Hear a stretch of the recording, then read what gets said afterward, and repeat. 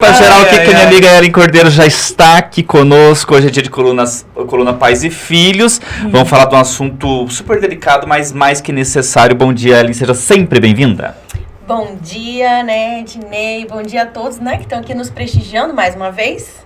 E realmente é um assunto delicado, mas que é preciso. É preciso. Então vejam só, gente. Semana passada foi a quinta-feira, foi o Dia Nacional de Combate ao Abuso Sexual Infanto-Juvenil, né? E esteve aqui, inclusive, o Dr. André, que falou sobre esse assunto. A gente mostrou uns trechos das palestras que aconteceram no fórum, né? E hoje e amanhã a gente vai voltar a esse assunto, dada a importância que ele tem. Primeiro, eu propus para a Ellen para a gente falar sobre esse assunto com a coluna dela, porque ela tem muita propriedade. Quando ela não tem, ela busca informação, ela busca a pesquisa para falar sobre qualquer assunto voltado aí para a educação dos nossos filhos. Isso é muito legal a gente ter ela conosco aqui. E amanhã vai estar aqui o Dr. Eduardo Veiga Vidal, que é o juiz juiz da Vara Criminal de Canoinhas, que também cuida de casos, né, voltados aí para crimes sexuais contra crianças. E ele vai trazer alguns dados bem estarrecedores para a gente aqui. Mas hoje, o foco da conversa com a Ellen é o seguinte: você papai, você mamãe aí que está nos assistindo, você deve ter muitas dúvidas de como abordar a questão sexual com o seu filho. A gente não está falando aqui de educação sexual. O que a gente vai falar aqui é sobre como prevenir o seu filho, a sua filha, contra potenciais abusadores, porque se seu filho, a sua filha desconhece totalmente, não vê maldade em nada, né, do que um adulto pode fazer com ela, pode sim ser alvo fácil para esses abusadores, né, Ellen? É verdade, né, como diz o Ednei, a gente busca, né, entender esse universo infantil, né, desde ali do nascimento e tal. E quando você me fez esse convite para falar sobre esse comportamento e essa realidade triste que a gente vive no Brasil e no mundo, eu fui buscar, né? Eu fui realmente tentar que a gente pudesse trazer aqui algo que realmente seja contemporâneo e que esteja debaixo dos nossos olhos e a gente não vê, tá? E eu fiquei muito perplexa, gente, com o que a gente viu nas redes sociais, focando, buscar entender esse processo, né? E eu acho que a primeira pergunta que a gente tem que fazer Ellen, é o porquê falar em violência sexual com criança e adolescente. Porque também quando você vai falar em violência sexual, pressupõe que você tem que falar sobre sexo, né? E na verdade não é isso, né? Na verdade, as estatísticas mostram que o abuso sexual, ele tá dentro do seio familiar. Dentro da rede próxima. 85%. 85%. Né? Porque a gente pensa que é algo distante, né? Então, filho, cuidado se alguém na rua te oferecer uma bala. Quando eu era criança, minha mãe falava o velho do saco, né? A gente já falou do velho do saco. Assim. Isso. Olha, porque aquela bala... Né? É uma conquista? Porque o abuso sexual começa com a conquista. E aí, primeiramente, a gente entender que estar de olhos abertos para a situação faz com que a gente proteja a nossa criança. Então, o motivo hoje que nós estamos aqui é para proteger as crianças.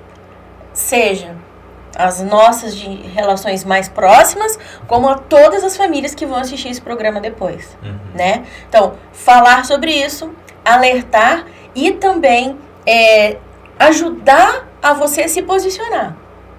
Porque talvez, depois desse bate-papo que a gente vai ter aqui, alguém em casa pode acender uma luz. Nossa, mas meu filho está com um comportamento parecido com o que eles falaram. O que eu vou fazer?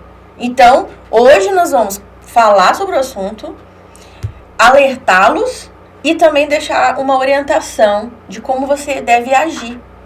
Então, falar de abuso sexual é orientação. Nós não queremos aqui... como que eu posso falar a palavra? Erotizar.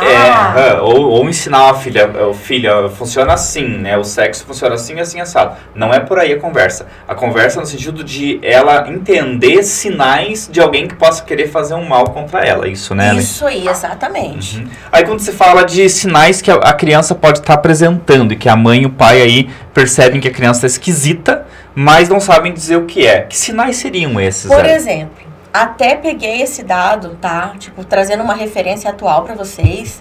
Eu baixei uma cartilha de violência sexual da criança e adolescente da Polícia Civil de São Paulo. Um material ilustrativo, tá? E aí, eles até colocam as carinhas. Depois a gente pode até colocar esse link disponível, que eu achei bem interessante. Ele fala que a criança ela tem uma oscilação de humor muito grande, tá? Então, ao mesmo tempo que aquela criança está muito feliz, essa criança do nada tem uma tristeza repentina. E muitas vezes ela pode estar ligada quando ela vê a presença daquele que está abusando. Porque quando a gente fala de abuso em criança, a gente fala de conquista, tá, pessoal? Então, o que é você conquistar alguém? É dar um abraço, é dar um beijo, é falar o quanto que aquela criança é importante. E a gente faz isso com os nossos filhos, com os nossos amigos, a gente faz isso. Então, não tem um problema nesse ponto. A questão é quando essas carícias ou essa supervalorização da criança acontece. E normalmente esse adulto, ele está dentro da rede de apoio dessa família, não só da criança. Então a criança se sente confortável em receber presentes, em receber carícias. Ah, tá tudo bem, ele é amigo do meu pai, é amigo da minha mãe, é o tio, entendeu? Ou até o próprio pai, né, que fala mais complicado, isso. Né? Exato, entende? Então, imagina só, aquela criança vai sendo seduzida, sendo encantada por aquilo tudo. E aí, gente, o abuso, ele só vem depois. É como a literatura fala, ele vai plantando devagar para colher depois. Então, essa criança já está passando por isso, não foi abusada ainda, está sendo na conquista, e de repente chega o abusador. Então, aquela criança, ela pode mudar na hora que vê essa pessoa. Então, por isso, ou então ela tá muito feliz, daqui a pouco ela lembra de alguma coisa que ela acha que não tá legal. Então, essa oscilação de humor da criança entre muito alegre e tristeza. Uma coisa meio de bipolaridade, mas nós estamos falando de criança. Então, são sinais que a gente precisa observar nas crianças. E é uma mudança de comportamento. Mudança de comportamento. Provavelmente essa criança não era assim antes, Isso. Né? Ele, de repente, passou a ser intolerante. Do nada é agressivo. Mas isso também confunde muito com os sinais da adolescência, né? Confunde. Se a criança, claro, tiver na idade de... Mas esses sinais é pra criancinha a partir de 2 anos de idade. Tá? E é isso que eu fiquei assim, pensando, né? Crise de choro. Gente, criança tem medo. A gente já falou de medo aqui. Criança tem medo. Só que do nada, a criança tá com muito medo. E a gente fala, se boba, é o tio. Não fica assim. E a criança berrando, né? E a criança berrando. Então, 85% é um dado muito grande de violência dentro da rede familiar. Absurdo, assustador. E a gente sempre fala, não fica assim, é seu tio. Vai lá dar um abraço no seu tio. Ai, que feio. O que seu tio vai pensar de você? Então, a gente mesmo não entende. Né? E a gente não tem que poluir todo mundo, né? Ó, crise de choro, mas o quê? Medo de escuro, pessoas de ficar sozinha, insônia, desânimo, tá? Sinais é pra ficar ligado. E claro, não quer dizer, porque é tão delicado, Nossa. né? Aí o pai ou a mãe, ela não aceita, né? Muitas vezes. Até o Dr. Eduardo falou lá na palestra semana passada sobre a questão de a mulher, né, quando é o caso do pai, o abusador, de ela fazer vista grossa porque ela não consegue aceitar que na família dela está acontecendo aquilo, né? Meu Deus. A gente não consegue entender, aceitar. Primeiro ponto, a gente fala, não é isso que está acontecendo aqui, né?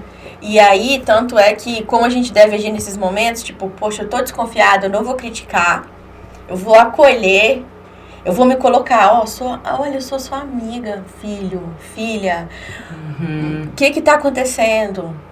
Sabe? Naquela hora de chegar e falar assim, eu tô aqui, sem uma fala de julgamento. Criança precisa se sentir acolhida. Desde a hora que nasce, o que a criança precisa é de um colo. É ser preenchida no completo. E, então, por mais que a gente queira cobrar, a gente também tem que ter uma fala que seja uma fala de amor e não de cobrança. Porque se aquela criança achar que ela tá errada, pronto. já é um bloqueio que a gente tem. Agora, nas tuas pesquisas, Ellen, você descobriu coisas estarrecedoras que você compartilhou até ali comigo pra gente fazer o roteiro da entrevista, sobre a questão de fotos, de vídeos. Os pais adoram, né? E não dá pra culpá-los, porque é uma maneira deles externarem esse amor que eles têm pelos filhos e mostrar mesmo. A gente gosta de mostrar coisas boas, né, nas redes sociais. A nossa viagem, a nossa formatura, o nosso casamento, né? E aí o filho é uma conquista muito grande, então você quer mostrar também essa conquista que é ter um filho, ter uma filha, mas tem pais que extrapolam nisso e acabam dando margem para abusador, né? Sim, e eu vou dizer assim, ó, vocês me acompanham aqui, sabem que a minha vida são os bebês, as crianças até 2 anos, que passa por um processo de transformação enorme, né?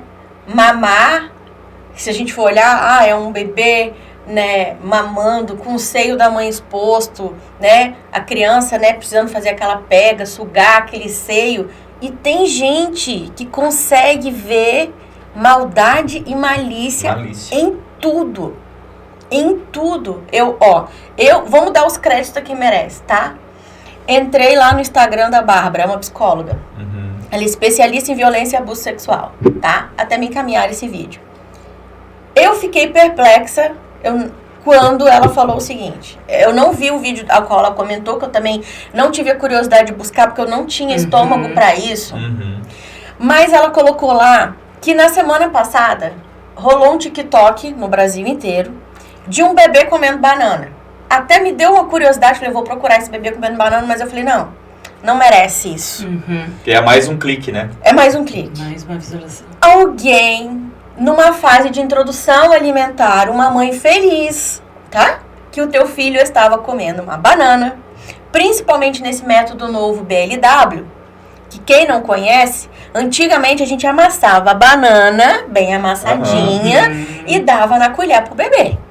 Agora nós temos uma relação com a comida diferente. Então hoje tem se falado muito disso, que é você ofertar os alimentos do tamanho normal para a criança, em cortes específicos, para que ela possa manusear a banana. Então eu acredito que este vídeo tenha sido de uma banana inteira, tá?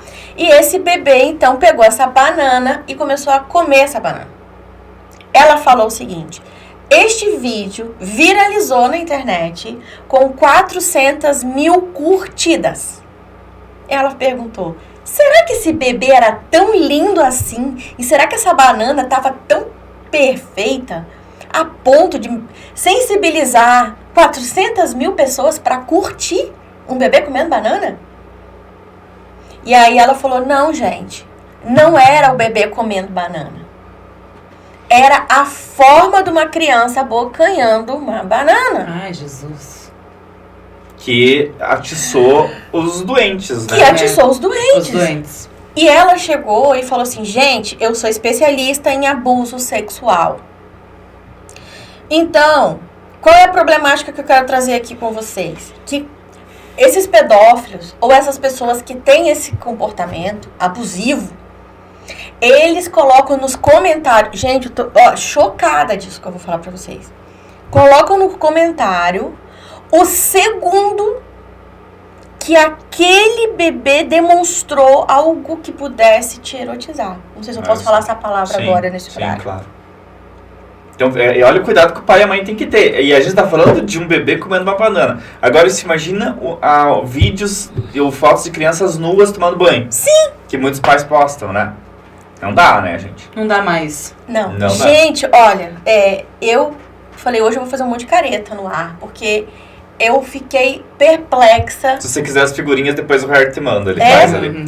Com a mente humana. E ela falou que no comentário, gente, eles colocam assim, segundo 5.16. Tem gente avaliando metricamente os milésimos de segundos para clicar num ponto para a pessoa ir lá e pausar e ter prazer naquilo. Olha que absurdo, gente. Aí, né, esse é um dos alertas que a gente faz, mas tem vários alertas que os pais aí têm que ter, no sentido de, olha, toma cuidado com isso, né? Sim. Né, Ellen? Criança dançando. Antigamente tinha, né? Essas fotos dos bebês com as coisas tudo expostas, né? Mas aí tava no álbum da família, né? Não, mas tem gente que colocava na internet na também. internet, pois é. Não dá, né, gente? Meu Não Deus, dá. gente, Realmente A mente é fornecer material pra bandido, né? Meu Deus. Criança dançando, ela falou, ai, que lindo, criança tá dançando. Então, alerta mães de meninas. A criança dança, em algum movimento dela, levanta a sainha. E pra nós, gente, que temos uma mente saudável, isso é tranquilo.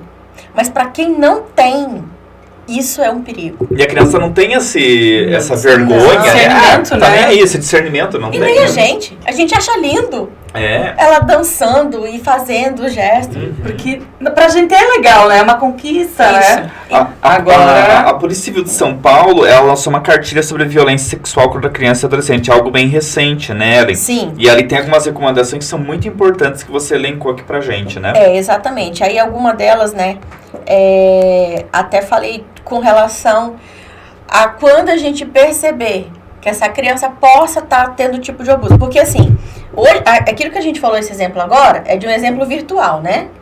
De alguém que está usando de imagens dos nossos filhos, dos nossos pequeninos, lá na casa dele. Só que nós temos também aquele abuso que ele é físico. Então, o que é esse abuso físico? Tudo começa com muito amor e carinho, e daqui a pouco, deixa eu ver você, né? Deixa eu ver esse piu-piu. Deixa eu ver não sei o que, sabe? Tudo com coisas muito carinhosas. A gente acha que abuso é ir lá e bater, rasgar, abrir a roupa. Não é. É sutil. Muito sutil. Até porque o abusador tem medo, né? Ele tem medo de ser denunciado. Exatamente. Né? Aí, essa criança que está se expondo sexualmente para um abusador, sem saber que é um abuso, porque a criança não sabe que é abuso, tá? Ela não tem a mínima noção. Ela só vai ter essas coisas assim que ela vai começar a achar que é estranho. Aí é nessa hora, é esse abuso que a gente vai falar. Percebeu que o teu filho tá estranho conforme o início da entrevista? Tu vai acolher, vai chamar pra conversar. E aí, como é que é o tio? Como é que é? Tal, ele te deu banho? É gostoso tomar banho? Esse tipo de coisa. Como é que é? O que ele faz? O que ele quer ver? Sempre num cunho de colher sem julgar. Porque às vezes fala assim, você não pode deixar o seu tio fazer isso. Isso é errado. Aí a criança já trava. Acha que ela é errada. Acha que ela é errada. Tipo, eu sou errada. Eu tô errada. Isso também gera um trauma pra vida da pessoa, né? Gera um trauma pra vida. Eu gostei de uma coisa que você colocou aqui, que eu também nem parei pra pensar nisso. Do abusador contumaz e do abusador situacional. Quer dizer, existe aquele de ocasião. Existe. É aquela, tipo assim, como é que a gente fala assim? A ocasião, faz o ladrão. Isso aí. Né? Porque eu acredito, eu sou meio romântica, tá? Eu sou meia não, sou totalmente, mas assim, eu fico pensando na pessoa que descobre que ele é pedófilo. Eu acho que, em primeiro momento, deve ter muita safadeza, mas tem alguns momentos que a pessoa fala, meu Deus, eu gostei disso. A ocasião faz o ladrão. Será que a pessoa tem essa consciência? Eu acho que tem por ser uma doença, né? É uma doença, né? É uma patologia. E mesmo assim, gente, quantas vezes que a gente é uma pessoa que não gostaria de ser, ou a gente não quer aceitar algumas coisas. E como é difícil aceitar isso de cara. Eu até vi uma coisa, Ellen, que me chocou muito um tempo atrás, que o pessoal falava muito na castração química do pedófilo, né? Que faz a castração química, ele não vai incomodar mais ninguém. Aí eu fui ler um artigo de um especialista que dizia o seguinte, não a castração química, por quê? Porque o prazer não está no órgão sexual, está na cabeça da pessoa, é psicológico. Então esse pedófilo, se ele for castrado quimicamente, o que essa mente doentia dele vai criar para substituir o contato sexual. Sim. Então, o que ele pode fazer com uma criança se ele estiver diante da situação, da possibilidade, né? Se ele não tem mais o prazer no órgão genital. Mas aqui ele ainda tem o desejo. Sim. Então, veja só como é complexa a situação, né? Porque todos os hormônios, os neurotransmissores, eles saem daqui. Uhum. O acesso, ele é central. E assim, quem aciona o cérebro, gente, são os nossos sentidos. Os 5 sentidos que nós temos. Visão, paladar, olfato, tato, entendeu? Uhum. Audição. Então, o nosso cérebro, ele é um sensor. Então, quando a gente olha uma imagem e de repente se delicia com ela, né? Eu fico imaginando a pessoa falar, meu Deus, eu gosto disso. E talvez no primeiro momento ele ache estranho. E no segundo ele fala assim, ninguém tá vendo. E ele vai se alimentando daquilo. E a internet alimenta muito isso. Sim. Porque o que a gente acessa hoje na internet é uma superfície, né? Uhum. Mas existe a tal da Deep Web, né? Onde é a terra de ninguém realmente. Onde as pessoas vendem drogas, onde as pessoas vendem armas, onde tratam de assassinatos e muita pedofilia. Muita pedofilia. Muita pedofilia. Muita. E é uma mente doentia, né? A gente sabe que o ser humano ainda é muito normal, né? Imagina, nós só somos normais, né? Só nós a três. gente sempre pensa nisso, né? Que a gente que é o normal. E na verdade você se depara com uma situação e aí você escolhe, eu vou alimentar isso ou eu vou recusar isso pra minha vida. Então, é a nossa opção. Agora, Ellen, a mãe, vou colocar uma situação bem complexa aqui pra gente questionar. A mãe Sim. descobriu que o pai abusa do filho, né? Ela tem um casamento feliz, o marido faz tudo que ela quer, ele provê a casa, ele dá o cartão de crédito sem limite pra ela tá muito feliz. Mas de repente ela descobriu se meu marido tá abusando da minha filha, do meu filho. Como agir? Eu vou te dizer uma coisa. Eu já tive uma experiência dessa no Espírito Santo. Eu era profissional de saúde e eu peguei um abuso sexual com uma menina de 4 anos, tá? Isso foi uma experiência horrível pra mim. Eu tive que mudar de unidade de saúde porque a mãe desconfiou, tá? Era padrasto, então assim, essa mãe tava com esse companheiro há quase 5 anos, que era a idade da menina. Uma pessoa fantástica pra ela, fantástica. Só que abusava da menina. E aí, quando ela desconfiou, ela chegou lá na unidade e tal, eu que acolhi. E na hora que chegou, falou assim, agora chegou o momento, porque nós temos um fluxo, o juiz esteve aqui, conversou, né? Amanhã vai continuar esse bate-papo do abuso sexual. Sim.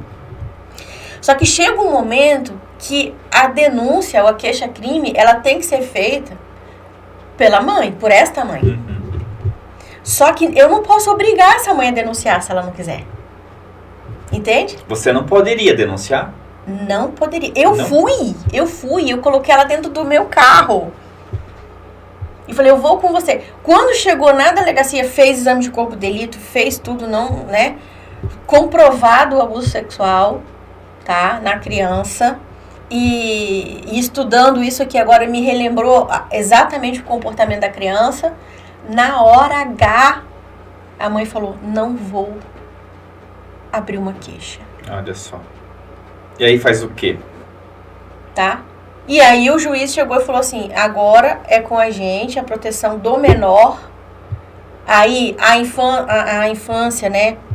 A vara da infância daqui, né? O juizado vai definir se eles vão deixar essa criança nessa casa ou não. Porque a mãe pode não denunciar o agressor, mas aí cabe também todo um processo que esse eu não entendo a fundo. Se essa criança vai continuar vulnerável, porque essa criança está vulnerável ao risco se a mãe não denunciou, tá? Mas precisa-se de uma denúncia formal para que ele possa ser um crime. Não sei se as coisas evoluíram de lá para cá e hoje o juiz tenha, diante apenas de um constatar pela saúde que houve uma agressão, um abuso. E se a família fala, não, mudei de ideia, eu acho que não era bem isso, Se hoje, o que é... Imagino que há uma investigação, né? Nesse caso, Ellen, esse exame de corpo de delito que foi feito nessa criança, foi constatado, tipo, invasão do corpinho da criança? Tipo... Não foi. Não foi, tipo assim, não foi constatado, nesse caso meu, não foi constatado um ato... Sexual. Consumado. Isso, consumado, mas na genitália externa tinha, tipo assim, tentativas, assim. Porque o abusador certamente, que não é bobo nem nada, né? Ele entende que quando ele ultrapassar essa fronteira da penetração, ele está deixando uma prova do crime. Isso. Enquanto ele estiver passando a mão na criança, como constatar por corpo de delito? Não tem como, né, constatar. E o que aconteceu? Essa mãe chegou desesperada na unidade, tá? E não é certo a gente conversar com a criança sozinha, mas eu cheguei pra mãe e falei assim, deixa que eu vou conversar. E a menina tal, aí sentou e tal, eu peguei, como a gente faz conquistar uma criança, né? Na época, 4, 5 anos, peguei um pirulito que eu tinha, dei pra ela, tinha um bombonzinho, dei. E comecei a conversar, e aí, você tem um tio bem legal, né? E a menina foi, sim, eu tenho, não sei o quê. E esse tio mostra alguma coisa pra você e tal. E a menina, aquele sorrisinho. E eu fui perguntando, gente, eu fui conduzindo e fui perguntando. E ela foi falando, eu já vi, já peguei. E ela foi falando, ele mandava eu ver uma revista. 5 anos. Porque normaliza. Acha que é normal. Sim. A criança não tem toda a estrutura emocional pra ver que aquilo é um erro. Por isso da conversa do pai com a mãe quando a criança começa a desenvolver, né? E a mãe começou a chorar. E ela olhou pra mãe chorando e falou, mamãe tá chorando porque o tio é muito legal com você, né? E aí a menina continuou a falar. Entendeu? Eu tava em choque. Mas eu não queria que aquela menina saísse dali aquela hora achando, eu fiz uma coisa muito ruim. Senão ela ia se fechar. Senão ela ia se fechar pra vida. Não é pra aquele momento, é pra vida. Porque pessoas que entram na internet e que a gente vê por aí, que fala de abuso sexual, eles falam, quando aconteceu comigo, eu descobri que era errado, eu me fechei. E essa pessoa vai ter coragem de falar isso na terapia depois com 30 anos de idade. Só depois. 20 anos assim. E desenvolver até uma aversão, às vezes até ao sexo, né? Mesmo. Sim. Porque ela vê aquilo como algo tão ruim que ela não vai querer ter um relacionamento com uma pessoa por conta daquela situação. Eu já vi muito disso também. Então é super complexo. O problema vai continuar sendo assunto do programa de amanhã. A Ellen vai tratar, obviamente, desse assunto outras vezes também, que no quadro que é mensal, né, Pais e Filhos, porque a gente precisa falar sobre isso, né, Ellen? Sim. Até seria legal amanhã, né, amanhã vem um juiz vem aqui. Vem o Dr. Eduardo. Dr. Eduardo, até para ele poder complementar essa fala nossa. A ideia é hoje. essa. E aí a Ellen explicar o aspecto legal, né? Isso, o que acontece? A Ellen trouxe um caso aqui que a mãe, há 15 anos atrás, decidiu não, né, denunciar o companheiro na época. E hoje, como que tá isso? Onde que fica essa criança? Ótimo. Uma mulher agora de 20 anos, né? Isso, uma mulher de 20 anos hoje. Que horror, né, gente? Ellen, mais uma vez, trazendo dicas valiosíssimas pra gente aqui no quadro Pais e Filhos. Como eu disse, amanhã a gente segue esse assunto com o Dr. Eduardo. E outras vezes a gente vai falar, sempre, né, quando Pais e Filhos é nesse sentido, de falar da relação pais e filhos nos mais amplos aspectos, inclusive nessa questão que é delicada, mas precisamos falar sobre isso, né, Ellen? Muito obrigado mais uma vez. Eu que agradeço, quero deixar uma consideração final. Claro, fica à vontade.